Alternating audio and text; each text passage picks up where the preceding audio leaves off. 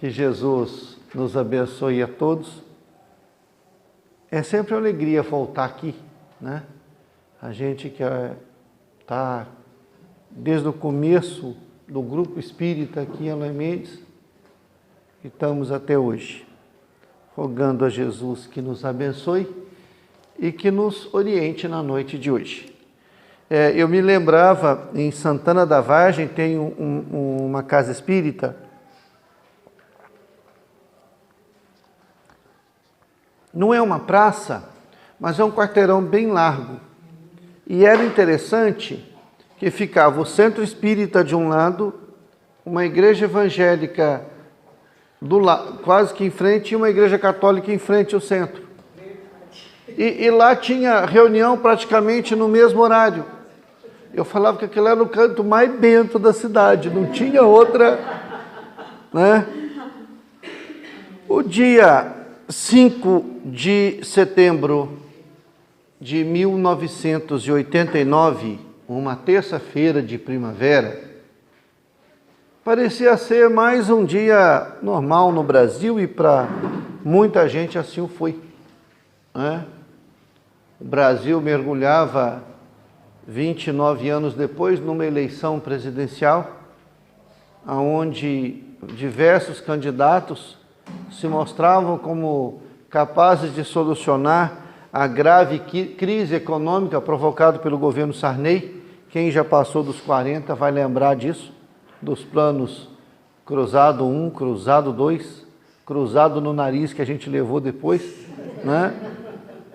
Mas aquele dia seria especial para tripulantes e passageiros do voo 254 da Varig, Viação Aérea Rio-Grandense, que durante 30 anos, ou até mais, foi considerado uma das 10 maiores empresas aéreas do Brasil.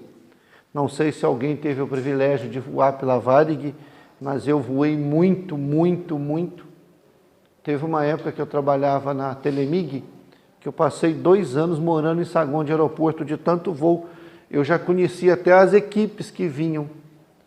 E a Varig tinha um serviço excepcional. Mas o voo 254 iria decolar às 10 horas e 15 minutos do aeroporto de Guarulhos, em São Paulo, com destino a Marabá, no Pará. Faria 5 escalas, a começar pelas cidades mineiras de Uberlândia, depois Uberaba, Goiânia, Brasília, ia para Imperatriz, no Maranhão, e terminaria às 17h55 o seu voo na cidade de Marabá. Nada de anormal acontecia naquele voo. 54 passageiros, 12 tripulantes a bordo daquela aeronave, uma das mais modernas aeronaves que a Varig tinha. Era um 737-200, um Boeing. Quando o avião decola da sua última parada, da sua última escala em Imperatriz, vão digitar, porque até então a Varig usava comandos de voo impressos em papel, como se fosse um mapa rodoviário, traçado com esquadro, compasso, transferidor, na matemática. Mas a Varig, como estava sempre na frente, assim como a American Airlines, havia comprado um equipamento chamado computador, coisa nova, que a IBM trouxe para cá, e ela vai digitalizar, vai informatizar os planos de voo. Quando o navegador vai digitar a rota, ele comete um pequeno erro, quase que insignificante. Ao digitar lá, esquece de digitar um 0 depois da vírgula. Ao invés de traçar as coordenadas para 270, ele marcou 0,27. Coisa simples. É como se você estivesse vindo aqui para o centro, passasse o primeiro trevo. Um erro pequeno, estamos de carro. Chega no segundo trevo, você volta. Mas Estávamos a bordo de um avião. Não tem sinalização lá. Embora as aeronaves não podem circular por qualquer lugar. Quando um avião passa de grande percurso por cima de Varginha ou de Alamentes com destino a São Paulo, ele já está começando a perder altitude para descer no aeroporto de Congonhas ou de Guarulhos. Então, obrigatoriamente, ele tem que passar, porque o aeroporto de Varginha tem um sinalizador internacional de voo. É uma das rotas do interior do Brasil, assim como o aeroporto de Londrina, assim como o aeroporto de Navegantes, em Santa Catarina.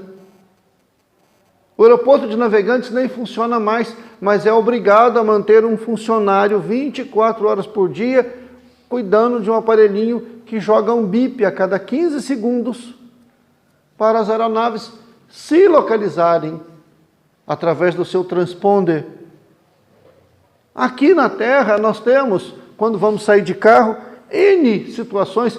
Quem já passou dos 50, ia para São Paulo, pegava o mapinha da 4 rodas, vocês lembram disso, e traçava o caminho. E quando você pegava o errado, você estava lascado. Nós fomos a São Paulo recentemente, a motorista, porque eu já não estou dirigindo mais, e eu com o GPS. Aí eu falei para ela, vira à esquerda, mas era à direita. Eu falei, não, a outra esquerda. Eu não vou dizer que eu errei. Ou seja, eu com o mapa na mão, errei. E aquele voo não foi diferente. Ao invés de descer em Marabá, ele desce em São Félix do Xingu, a quase 300 quilômetros, na direção oposta que deveria ir. Ele tinha que vir para o leste, ele foi para o oeste. Os pilotos perceberam, porque era um voo de 45 minutos, e tá que voa, e acabou o combustível. E o que acontece com o avião quando acaba o combustível? Ele cai, ele despenca. Não dá para pegar no tranco. Foram 17 mortos, 12 feridos graves, 12 sem ferimentos e outros com pequenas escoriações. Aí nós vamos pensar assim, nossa, que coisa rara de acontecer. Não, não é raro não. Em 2017, um Airbus 300 da Malaysian Airlines decora do aeroporto de Melbourne, na Austrália, com destino à África do Sul. Com destino, Guadalupe, na Malásia. De repente o piloto percebe que está indo para a cidade do Cabo, na África do Sul.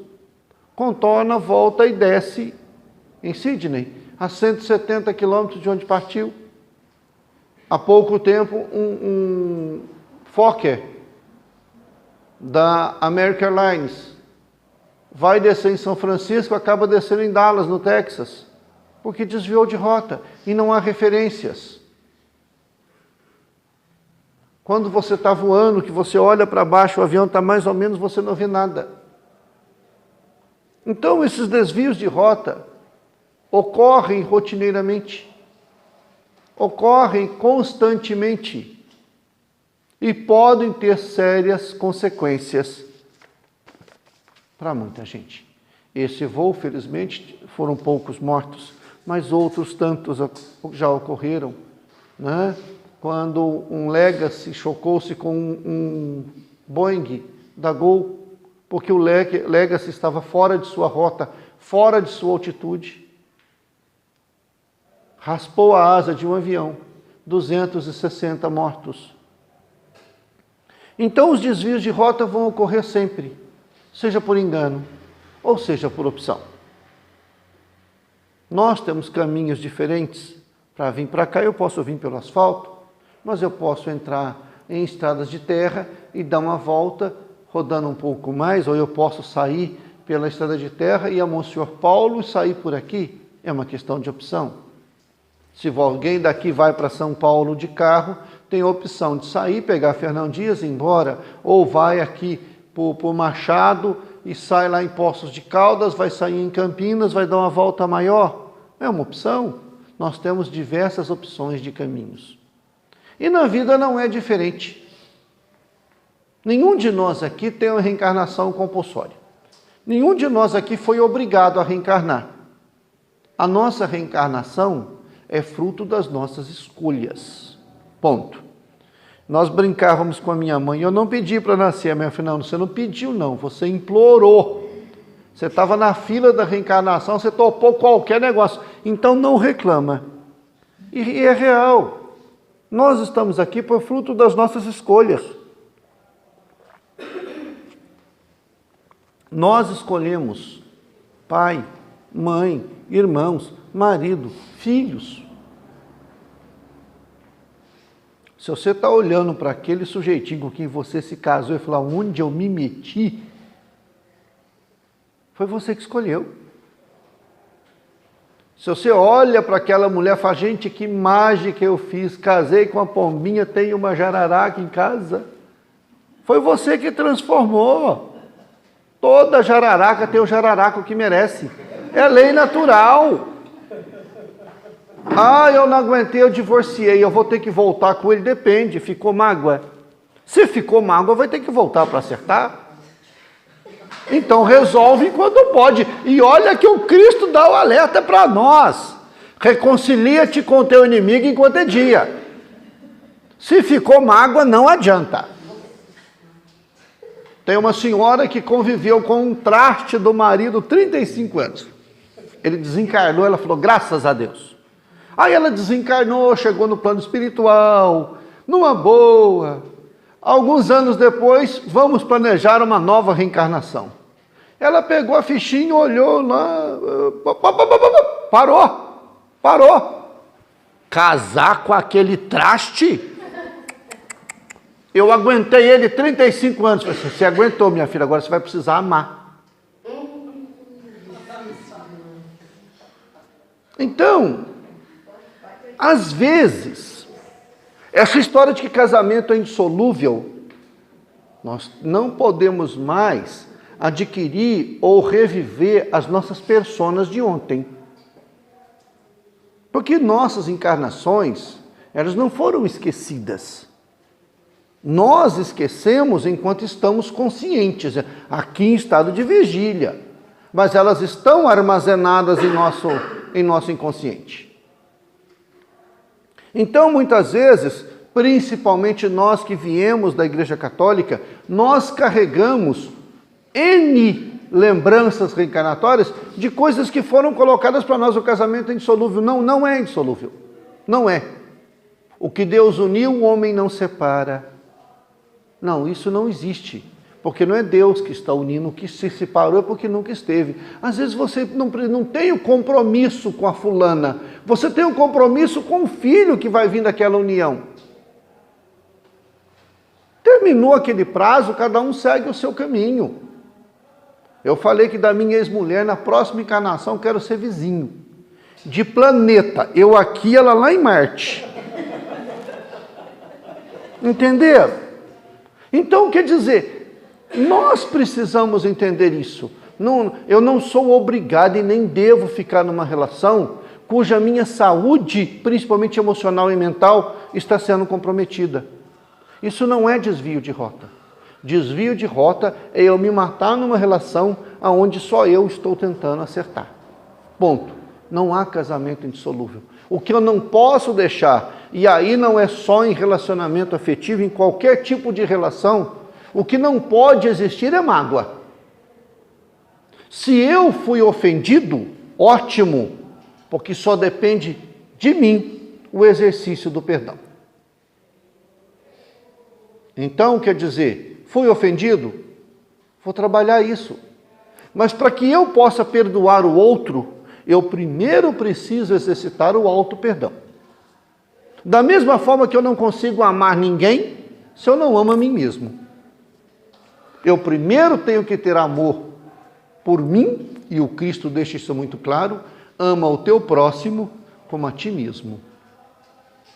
E eu vou dizer mais para vocês, nós não conseguimos nem amar a Deus se nós não exercitarmos o amor próprio. Então, a partir do momento que você se ama, que você se coloca como a pessoa mais importante das suas relações, você começa a amar o próximo de forma verdadeira. Então, não há desvios, às vezes, quando você fala, o fulano casou e se separou. Eu não estou na casa dele, eu não passei o que ele está passando, eu não sei o que aconteceu. Se ainda tiver coisas para resgatar, numa próxima existência se resgata. Às vezes inverte o papel, você dessa vez é a esposa, vai ser o esposo na próxima. Então eu venho como mãe dele. As dívidas contraídas no matrimônio precisam ser resgatadas no matrimônio. Pode-se inverter os papéis, vocês podem até dar um tempinho, mas vai chegar num ponto em que as dívidas, que as arestas serão amparadas.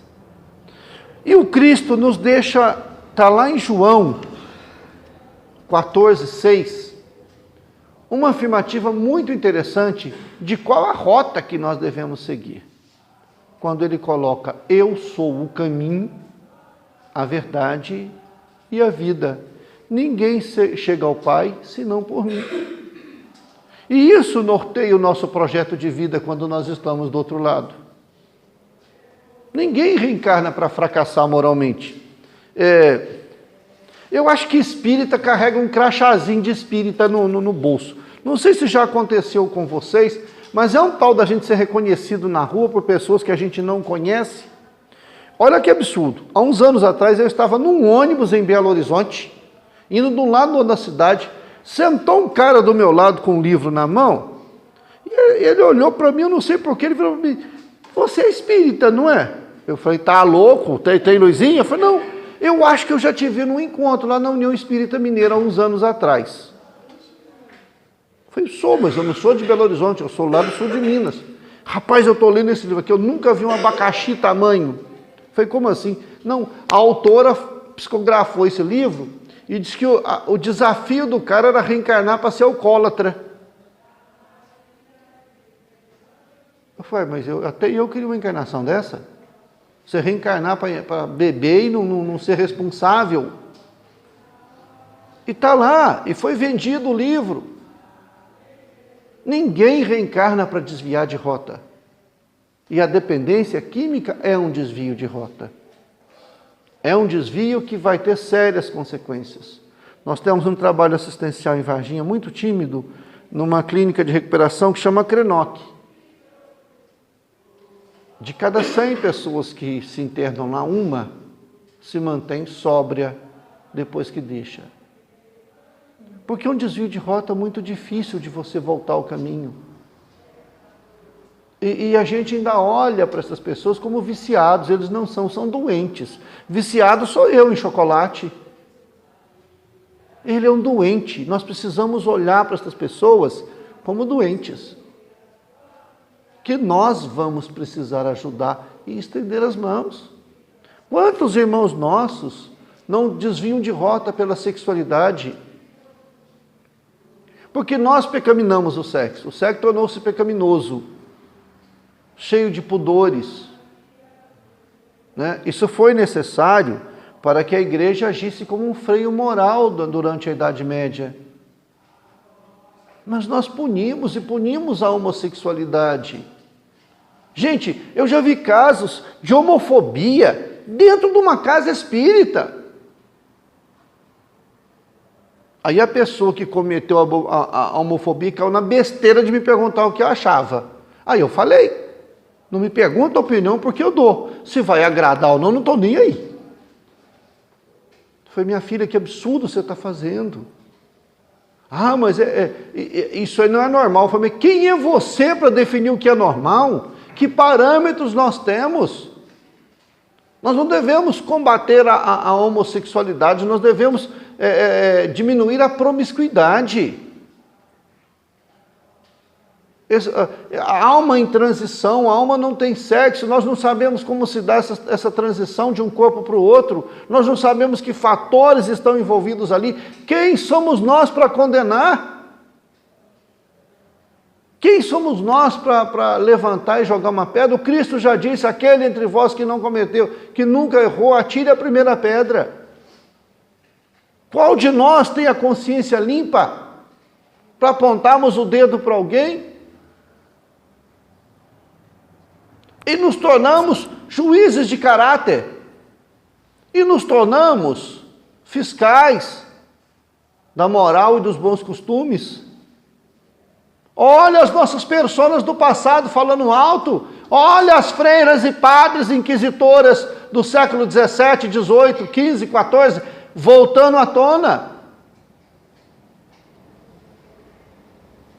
Os desvios da sexualidade precisam ser combatidos, mas o sexo é coisa de foro íntimo. Cada um sabe de si.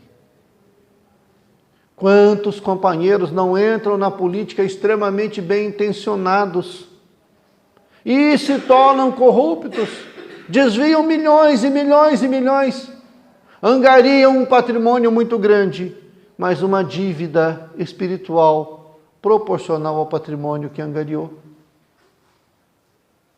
E depois vão reencarnar, sentindo as consequências desses desvios. Eu me lembro de alguns anos, um sujeito foi condenado no Ceará por falsificar leite em pó para criança nas creches. Até soda cáustica tinha no leite em pó dele. A juíza condenou ele a beber o leite que ele dava para as crianças, porque ele garantiu na defesa de que o leite era bom. Então ela condenou. A defesa não quis que ele tomasse, não permitiu. Esse coitado vai reencarnar na África amanhã para saber o que é a falta de saneamento básico. Aí nós, juízes de caráter, falamos o quê? Tá vendo? Tá vendo? Olha lá. Roubou, ladrão. Eu não faria isso. Será que não? Abraham Lincoln, um dos maiores diplomatas que o mundo conheceu, expulsou um sujeito do salão oval da Casa Branca a pontapés. O seu assessor achou estranho, porque ele era um gentleman. Ele falou, não, é que ele estava me oferecendo suborno. E o senhor se ofendeu? Eu falei, não, ele estava perto do meu preço. Uma coisa é você governar uma prefeitura de Varginha, de Eloy Mendes. A outra é você governar um país. Será que nós teríamos resistência moral para sairmos ilesos disso? Quantos relacionamentos não se fracassam por desvio de rota? É o ciúme, é a posse, é a desconfiança.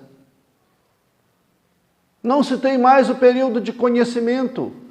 Antigamente você conhecia, você flertava, você ia visitando, você, depois de um período mais ou menos longo, você trazia para sua casa. Hoje você conhece no Tinder numa semana, na outra está morando junto, aí você vai saber quem é a pessoa. E a gente está vendo a consequência de muitos relacionamentos cuja rota inicial se perdeu, que termina em agressão, que termina em morte, que termina em violência, que termina em relacionamentos abusivos. A pessoa se sente dono da outra. Ciúmes. Eu sou ciumento, o que eu posso fazer? Se eduque. O seu ciúme é problema seu. Antes de eu me relacionar com a minha esposa, alguns anos antes, eu tive uma namorada muito ciumenta, muito ciumenta. E eu, como bom espírita, bom cristão, peguei o meu celular, coloquei toda a agenda com o nome de mulher. E deixava o celular, chegava na casa dela, mãe dela, muito minha amiga, temos uma relação afetiva com a mãe, com as irmãs até hoje. Eu deixava o celular em cima só para ela ver que só mulher me telefonando. Ela ficava... Vinha falar comigo, eu falei, se o seu ciúme é problema seu, resolva você, eu não tenho nada com isso. Se lá em casa ciúme for prova de amor, a gente não ama um ao outro, porque não existe. Eu não sou dono de ninguém, eu tenho ciúme dos meus relógios, eu tenho ciúme das minhas coisas, porque são minhas, são objetos, me pertencem. Agora, ciúme do outro... E tem pessoas que são possessivas, são controladoras. Quantas mães não desviam da rota da maternidade que querem controlar o filho? E sabem assim, eu sei o que é melhor para o meu filho. Você não sabe nem o que é melhor para você, criatura, vai saber para o teu filho. Como é que pode? Nós não podemos fazer as escolhas deles. O que nós podemos fazer é orientar o caminho. Depois, não. Nós podemos sofrer com eles, mas jamais vamos sofrer por eles. E nós vamos perambulando pela vida, escolhendo as nossas companhias. E muitas vezes nós espíritas culpamos os nossos companheiros espirituais pelos nossos desvios de rota. Isso é culpa do obsessor. São os obsessores. Gente, nós estamos igual aos católicos, que culpam o demônio por tudo, né? Eu brinco sempre que o demônio deve estar em crise existencial, porque tudo é culpa dele. Tudo é culpa dele. E nós espíritas mudamos, viramos a chave, né? É culpa dos obsessores. Mas não é. Paulo nos dá um alerta muito grande quando ele fala: uma nuvem de testemunha nos cerca. Ou seja, nós estamos cercados por uma nuvem de espíritos. Mas quem é que detém a chave da minha casa mental? Sou eu. Nós não damos muito valor em pensamentos. Nós não damos valor em intuição. Nós espíritas.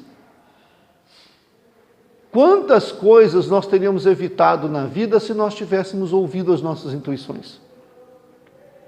Quem é que nos fornece as nossas intuições?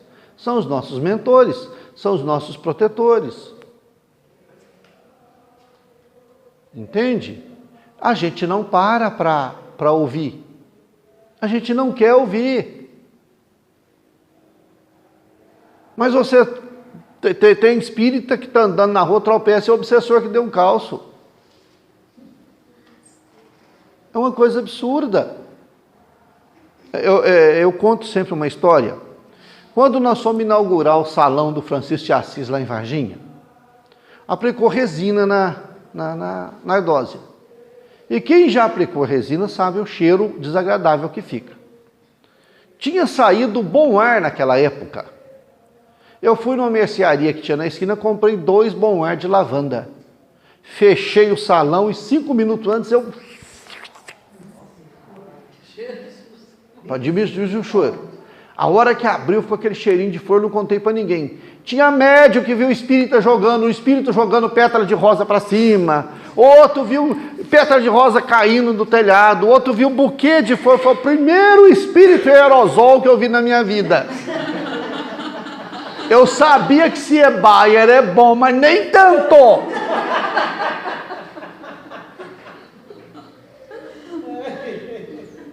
Indução. Mania que nós temos de achar que tudo é espírito. Não é assim, gente. Eu vi um programa daquele Gilberto Barros, Fala Brasil, Boa Noite Brasil, alguma coisa assim, de uma televisão que aparecia umas frases. Aí apareceu um monte de gente lá na televisão dando explicação. Um pastor falando que era coisa do demônio, um padre falando que era paranormal, e um espírita que ajeitou a gravata, que tem gente que não pode ver um vagalume piscando, que ajeita a gravata achando que é flecha. Falando que era possível a comunicação entre os mortos, e que não sei o quê. Aí chega o técnico da Samsung e tira uma plaquinha, troca, a televisão estava com defeito. Até quando nós vamos estar assim? Não podemos ignorar, não podemos esquecer que nós não somos do mundo, nós estamos no mundo. Mas também não podemos achar que tudo que nos acontece é influência espiritual.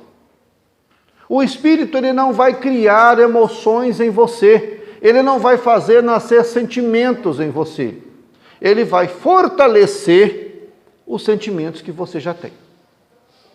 Se você é uma pessoa ciumenta, ele vai fortalecer em você quem? O teu ciúme. Se você é vaidoso, ele vai acalentar a sua vaidade.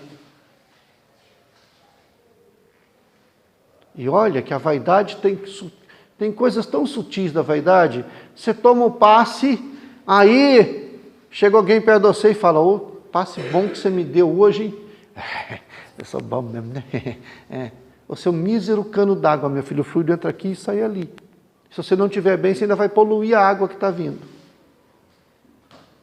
O que o Chico falava quando alguém elogiava ele? Ele falou assim, eu sou um capim. Nasce um aqui, se eu morrer aqui, nasce outro.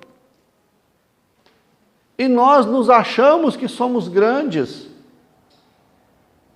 O Chico estava uma vez dizendo assim, eu sou um verme, eu sou um verme, eu sou um verme. O Emmanuel fala que você não presta, eu sei, mas para que ofender o verme? Ele é útil. Então a nossa vaidade vai ser acalentada.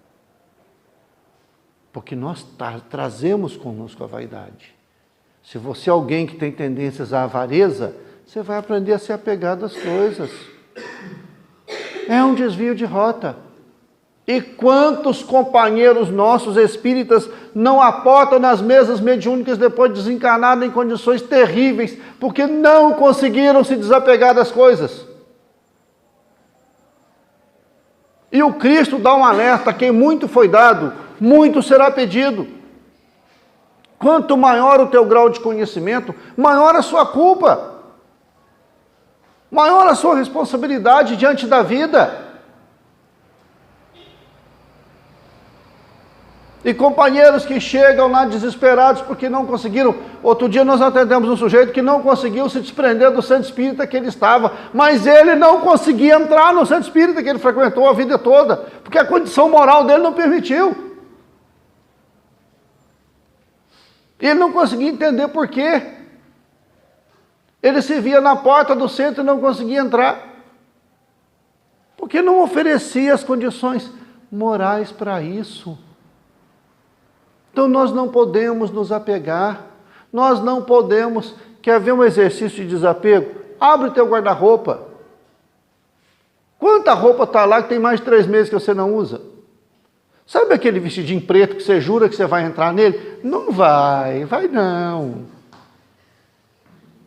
80 pares de sapatos, você só tem um par de pé. Pois é. Aí o que foi? É centopeia reencarnada? Não apagou ainda a imagem? Quando... É apego. Nosso companheiro Quinca, lá de Varginha, do grupo Alma Canta, herdou um fusquinha do pai dele. Eu já cresci o olho, né? Porque eu adoro carro antigo. Fusquinha 67, mas estava impecável. Passou um pouco, ele vendeu o Fusca. Eu falei, Quinca, como é que você fez? Eu falei, não, eu estava até sonhando com o Fusca. Vou me desapegar desse trem, vou eu desencarnar, ficar preso dentro do Fusca. E não, de jeito nenhum. Se eu tiver de ficar preso dentro de um carro, vai ser dentro de uma Mercedes, vai ser dentro de um Fusca, não. Então é isso. O que é que me prende aqui? É um desvio de rota. Eu não estou aqui para isso. Eu não sou do mundo, eu estou no mundo. Eu estou me desviando da rota, me apegando às coisas. Eu estou me desviando do meu caminho. Então eu preciso me reencontrar.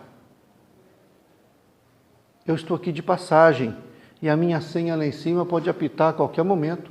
Alguns podem viver aqui 250 anos, como a Rainha Elizabeth, outros nem tanto. Ou como o Kardec, que eu conheço o Kardec há 80 anos, está aqui ainda aquela praga. Então, quer dizer, né? O que eu estou pegando? É um desvio de rota eu me apegar às coisas. Eu estou aqui de passagem. Eu não posso me esquecer disso. Eu é quem escolho as minhas companhias mentais. Eu é quem escolho as pessoas que vão circular a minha zona mental. Eu tenho que policiar meus pensamentos.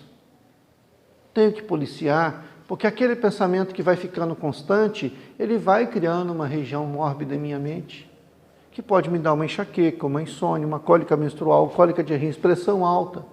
Diversas doenças estão associadas a estados emocionais. Na maioria das vezes não existem doentes, não existem doenças, existem doentes.